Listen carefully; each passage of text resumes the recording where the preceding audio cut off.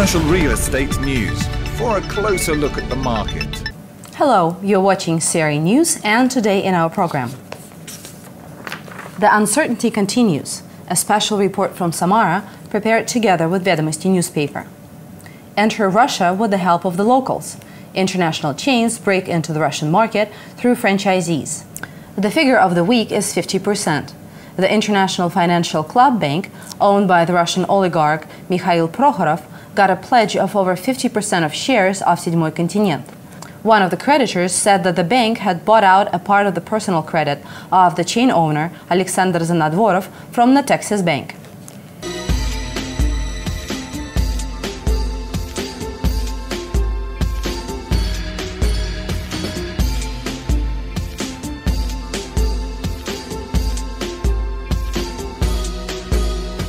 Before the crisis, federal players were going to build at least 50,000 square meters of good quality warehouses in Samara.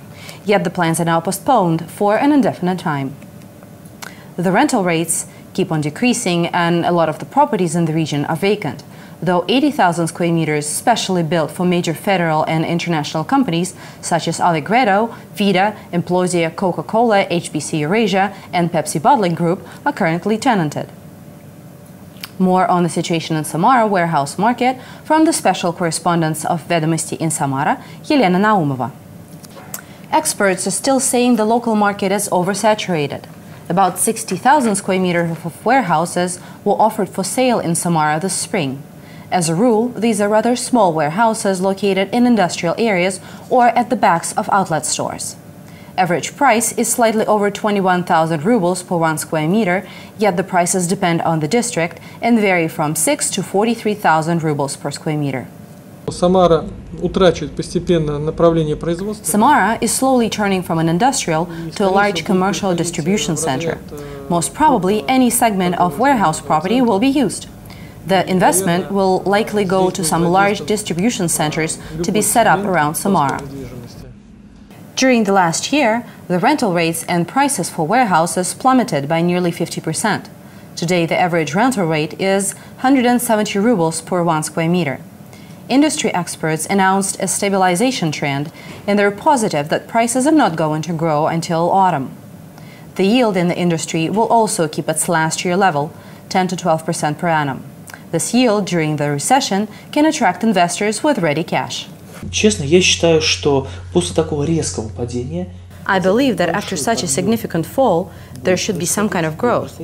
Besides, if you take a look at the residential market and other real estate segments, the market has nearly bottomed and is now showing signs of recovery. As for warehouse real estate, I think we have reached the bottom already or are about to get there in the near future. The situation has stabilized, and I believe growth is about to start. Construction of new quality terminals depend on large players entering the region. Last year, several major retailers changed their expansion plans to break into Samara region. These were CRE.ru and a household appliances chain. With the market downturn, many famous logistics companies, such as National Logistics Company, FM Logistics, DHL, and others, having previously announced the plans to build logistic complexes in Samara, put their projects on hold. American coffee shop chain Dunkin' Donuts has opened its first coffee shop in Russia. The exclusive franchise right to develop the chain in Russia and Ukraine was purchased by Donuts Projects LLC.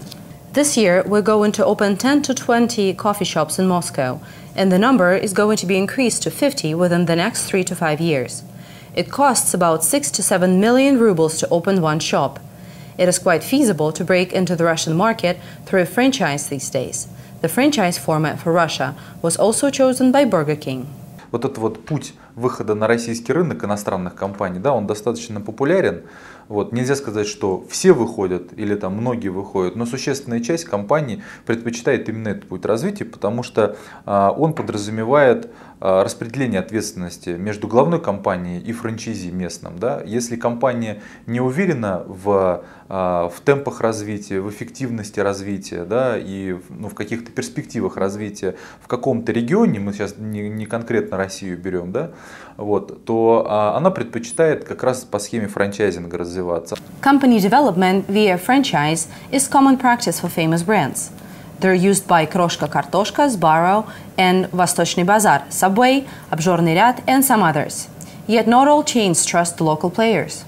Проблема, которая прежде всего стоит перед новыми операторами, которые выходят на рынок, это, естественно, минимизация рисков, поскольку рынок, он неизвестен. А риски для материнской компании самые большие, это прежде всего выбор неправильного партнера. И, естественно, если партнер вялый, неправильный или плохо развивается, это, естественно, автоматически влияет на успех выхода бренда на рынок. И, в принципе, при плохом партнере выход бренда может оказаться настолько неуспешным, что он либо уходит с рынка, либо опять надолго уходит с рынка, либо опять начинает искать другого партнера, что, естественно, затягивает процесс.